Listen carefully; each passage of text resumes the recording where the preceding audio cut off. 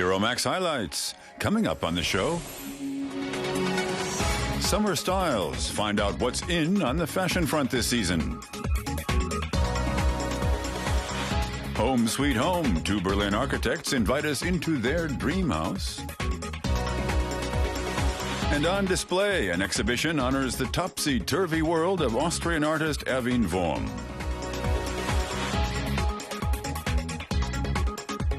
Euromaxx highlights, and here's your host, Robin Merrill. And a very warm welcome to the show from our studios here in Berlin. Now, if you're interested to see how royalty live, you visit a palace. To look at modern art, you normally go to an exhibition. But now in Denmark, you can combine the two. Crown Prince Frederik and his wife, Princess Mary, move into their new home, Copenhagen's Frederik VIII Palace, in the summer. This Rococo masterpiece has been fully renovated, but also includes works by leading contemporary Danish artists now. Euromaxx took a look around. The capital of Denmark, Copenhagen. The Amalienborg Palace complex is home to the Danish kings.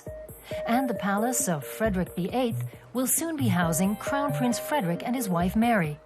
But first, it's open to the public. After 6 years of renovation, the palace, built in 1750, once again gleams in all its Rococo glory. Inside, there's a surprise. Contemporary art adorns the walls, including a light installation by internationally renowned artist Olafur Eliasson. The idea came from the royal couple themselves. In the 18th century, artists were engaged to decorate a different palace in Denmark. And we wanted to do the same thing here. The Crown Prince and Princess had seen works by the artists before and said they liked them and they wanted something similar. The palace is 4,700 square meters in area and has 36 rooms. Right now, 18 of them are open to the public. The royal couple chose 10 of Denmark's best artists to decorate the palace. One of them is Martin Schelde. It's a fantastic opportunity to make a big work. I've been with a bit of stage fright perhaps, but I had to overcome it and just go ahead and do my best. The work in the reception room of the palace depicts a fantasy world with references to the Crown Prince and Princess. Among other things, it shows the deck of a boat Frederik was on in 2006 as part of a scientific expedition. The prince is really into adventure, and he's a real action prince, actually. So he likes all these, the fairy tale of it. Here, the fairy tale hasn't yet worked its magic. Another artwork was supposed to decorate this reception hall, but was removed because the couple didn't like it. This is how John Corner's picture was supposed to have looked. I did first one that didn't succeed. So the royal couple, the Crown Prince and his wife Mary, they refused the first one. They don't like it. I think perhaps it was too light. Now he's painting a new one. It shows Danish soldiers in Afghanistan. A few days before this, the royal couple had taken a look at it and signaled their approval. The Crown Prince himself actually was a soldier years ago. He might have an idea what I'm talking about. So, but now they actually find it quite interesting, and so that's the idea, huh? So I'm happy. Back to the royal couple's palace. The renovation cost 27 million euros and, in addition, 3 million for the artworks, creating a palace with a unique combination of Rococo and the contemporary. The palace is open to the public until May 30th.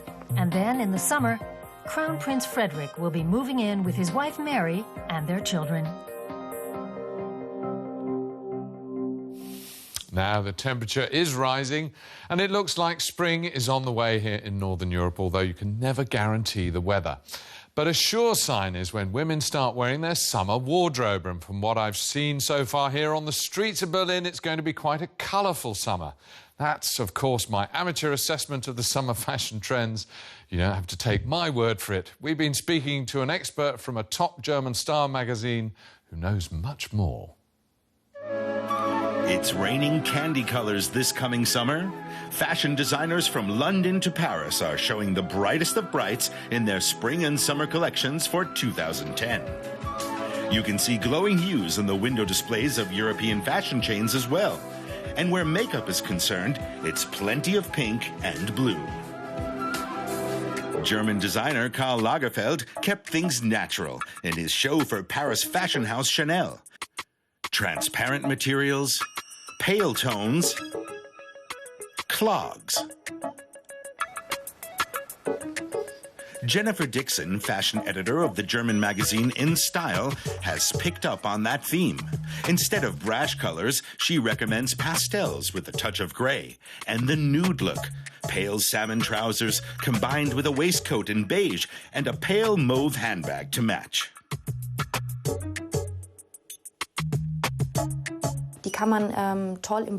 They're great for the office, something you can't always say about other colors, especially if you work in a bank or a lawyer's office. You can mix and match. They work with every skin type and they're easy to combine. Both designers and fashion houses are pushing the military look this summer. That includes jackets with epaulettes, slimly tapered, and studs of all shapes and sizes on waistcoats, trousers, and bags.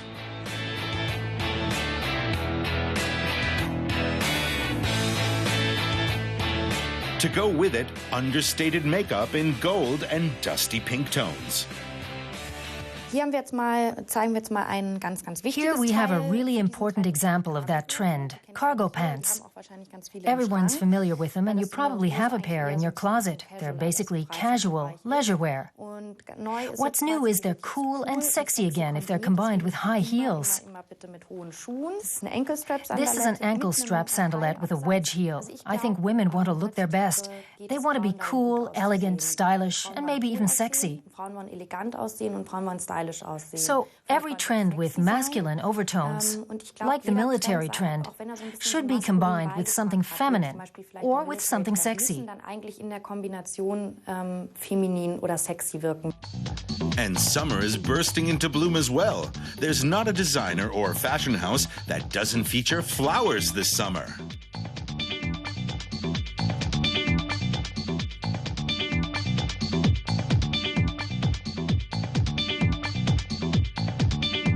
Even linings are blossoming.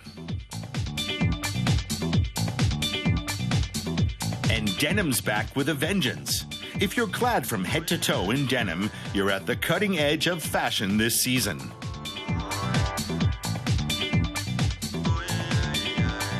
This summer there's something new, combining denim with denim, which was an absolute no-go a year ago. No one would have done it. Now, after seeing it on the catwalk or on the streets, you can actually see it works and it looks good. Jeans are so iconic. I think a denim waistcoat is an important garment right now, a real must. It's sweet. And if you don't like the destroyed look so much, you can get one that's more subtly distressed. And it looks adorable with summer dresses. And I think it's great in evenings as well. These pants too, not just because they're short and really sexy. Cut-off jeans have to be really short. The shorter the better. So it'll be a short summer. Shorts and miniskirts dominate the catwalks and will probably take to the streets as well. But they'll only look good if you have the legs to carry them off. Yes, I think I'll stick to long trousers. I haven't got the legs to carry it off. Our next destination is literally just a stone's throw from this studio. Jens and Laura Ludloff are two architects who designed and built their dream home in a street with a lot of history here in Berlin. And they were kind enough to show us round. Bernauer Straße in Berlin. Until 1989, the Berlin Wall ran along here. Today, new buildings are going up. One of the 16 single-family homes under construction here is conspicuous. The black wooden facade is a trademark of the architects Laura and Jens Ludloff. Welcome to Bernauer Straße. Can we invite you into our home? Their home has just won the Hauser Award 2010 for its pioneering spatial concept. The dining room doubles as a conference room. Plenty of daylight comes through the glass facade on the south and the windows of the terrace.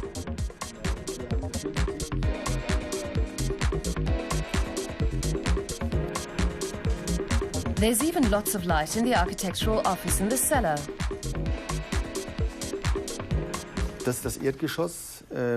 This big room you just entered is the ground floor.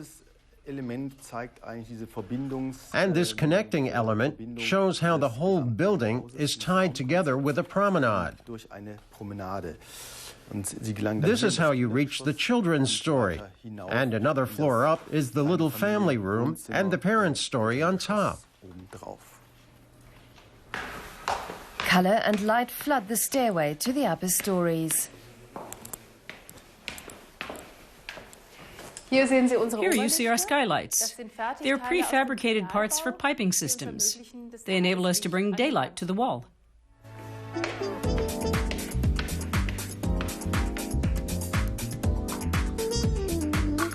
Leon and Aaron, the Ludloff's two sons, have a room on the first upper story. The window ledge is broad enough to play on. One story higher on the top floor is the parents' refuge, with the living room and the bedroom. The rooms are not separated by doors, but by different colors on the walls. These color spaces give each room a different character.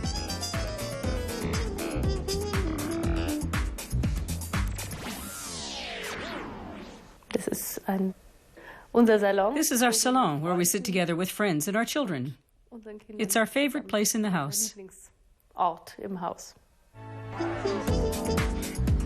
From here, the family have the home's best view over the former Cold War flashpoint. We're well aware that we're on historical ground, on the former no man's land in front of the Berlin Wall. And we think it's important to build something on this site and bring new life to it. Bernauer Straße in Berlin. Once a military no-go area, today a popular residential spot for young families.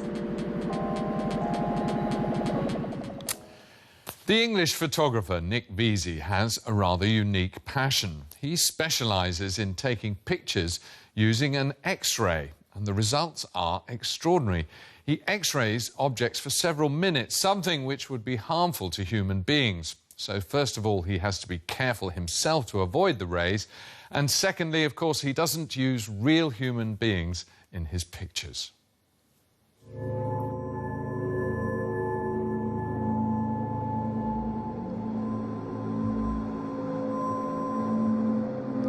Fascinating glimpses into an otherwise invisible world. The work of British photographer Nick Veasey. Every object has its beauty when you sort of strip away the surface and see it for what it really consists of, how it's made. It's just a different way of looking at things, and I can find it continually inspiring. Nick Veasey's radar studio is located 2 hours by car from London. The British military used to spy on the Soviets from here during the Cold War. Before he begins working every morning, he checks radioactivity levels in and around his studio. Well, this device I'm wearing here sort of monitors the radiation to which I'm exposed. And in the 15 years I've been doing this, I've had 2 exposures to radiation over the safety level. The high intensity of the X-ray radiation means Nick can only take pictures of objects. For subject matter of a human nature, he has to rely on skeletons. X-ray photography is expensive. These 4 shots cost 650 euros. Large-scale projects are not only expensive, they're also very complicated. The image on the film is exactly the same size as the object you're X-raying. So when you're X-raying large objects like cars and planes and buses, it's a lot of work. And I take everything apart and X-ray it individually. So I make the door as beautiful as the door can be, and then behind the door on the same plane is the seat. So I X-ray the seat on its own to make it as beautiful as it can be, etc., etc., etc. So every element is as gorgeous as it can be. He exhibits his photographs, or what he describes as X-ray sculptures, all over Europe. This scooter, for example, cost 17,000 euros. Nick Veasey provides unusual views of his subjects, like this machine gun,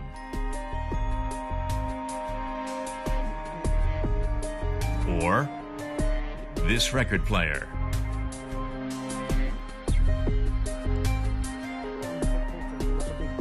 He's always coming up with new ideas, and there's very little he wouldn't X-ray. O2 is a worldwide brand, I guess. To be honest with you, my biggest problem is trying to filter down the many projects I have in my mind for the future to make sure that we do the best one next. Which is why his next photograph will be of another Mini. They're spooky pictures, but beautiful. Now, Alfons Schubeck is one of Germany's famous TV chefs. He's constantly busy with his cookery empire, which includes shops, a Michelin star restaurant and numerous cookery books. But he also finds time to pass on his expertise to keen amateurs by holding cookery courses on a regular basis.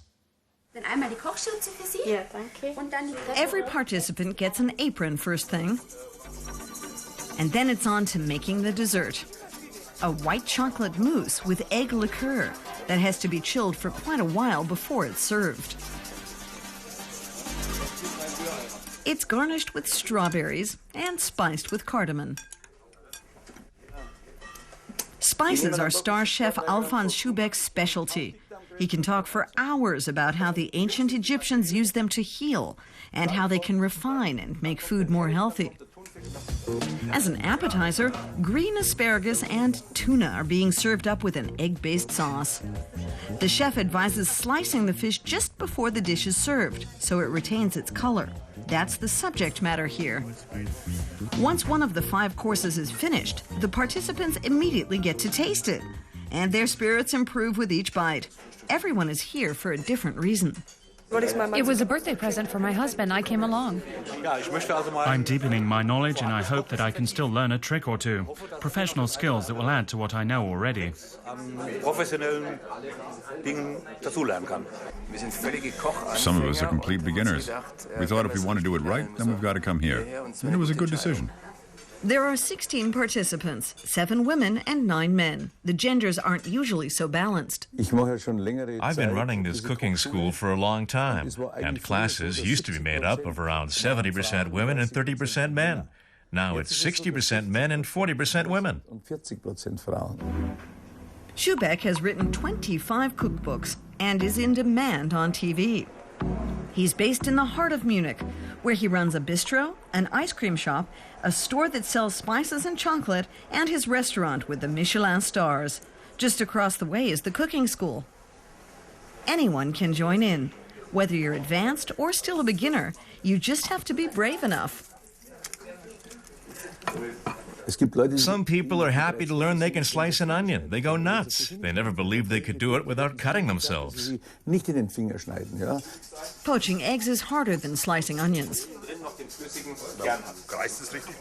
And if things go wrong, Schubeck is right there to help. Well, it's not pretty. So you say, okay, fix it.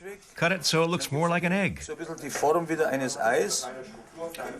This is an intermediate course. These poached eggs are breaded, sautéed, and served on spiced, creamed spinach. And there are plenty of fresh greens for the springtime soup: dill, chervil, and spinach. This is what we're going to do now. We are going to do it. Put it in, do it. It looks like a lot, but soon it'll shrink. That's too thick for a soup. Someone else might say it's fine, but for me it's too thick. Now I'm going to add this. Is it enough? No. So I'll add a little more. That's a bit better. See? Time to make a type of noodle for the soup, an Austrian specialty known as Knöckeln. They're made with fingerling, a fish. Cream and egg white serve to bind it.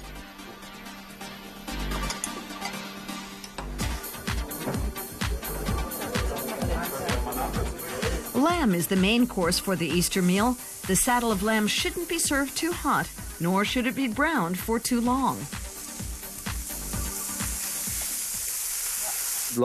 Lamb is, I believe, a typical Easter meal the world over, but ham is also typical. Here, the student cooks learn the right way to get the meat off the shoulder blade and prepare it for braising. And the whole thing goes in the oven. At what temperature? 110 degrees Celsius. That's plenty. Braised lamb shoulder and saddle of lamb with an herbed crust and ratatouille with basil pesto. If that's not festive, then what is? And for their efforts, each of the hobby chefs gets a certificate of participation. Finally, Erwin Wurm is one of Austria's most internationally successful artists whose work often challenges viewers' perceptions. He's considered sometimes bizarre, always makes you think, and there's a good smattering of irony thrown in. In his view, anything can be turned into art, everyday objects, people, even a thought. We met up with him at his latest exhibition in the western German city of Bonn.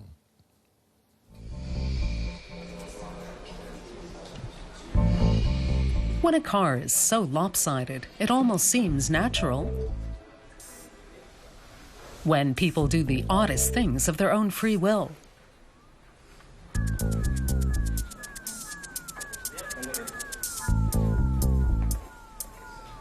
When a philosopher is reduced to a single leg, even if only as a sculpture. Or a house completely melts away. The observer's powers of perception are put to the test.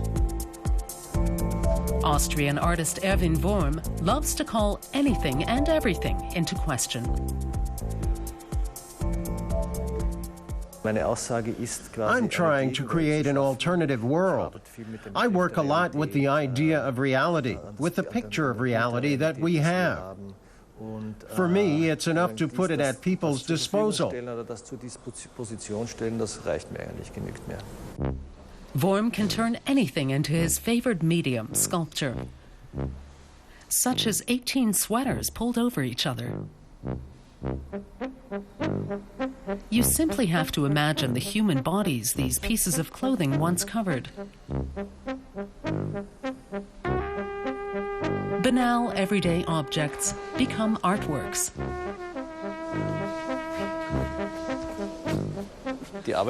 Every artistic work has a beginning and an implied end. How long does this exhibition run? 2 months? Till June 6th. That's how long they'll exist as artworks. Theoretically, they can be worn again after that.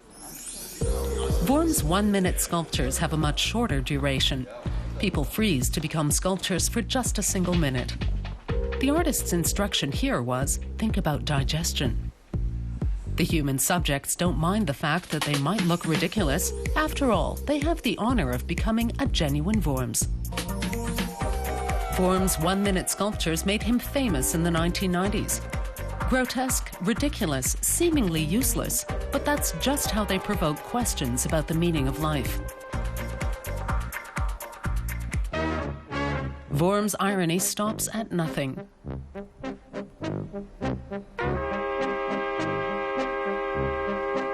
This series is called Desperate Philosophers. I did a lot of pieces about individual philosophers. Adorno, Wittgenstein, he's back there. And I wanted to make small sculptures because who wants a small sculpture? I wanted to give small sculptures a new twist. This, for instance, is a spittoon.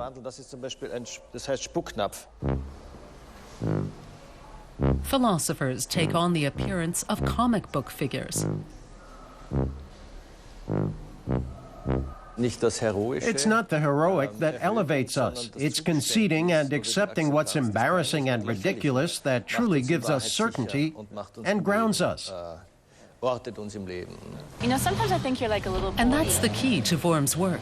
I know that you're not at all frustrated. In his video, Tell, a couple discusses everything from philosophy to mothers-in-law while driving up and down a wall. To make me feel good? Or is it more like, we send this guy... Erwin Wurm has a delightful way of turning the world upside down and opening new perspectives. And if you'd like to see more of Euromaxx or other reports from DW TV, go to YouTube, write in Deutsche Welle English, and the choice is yours. That's all for this edition, though, so bye-bye.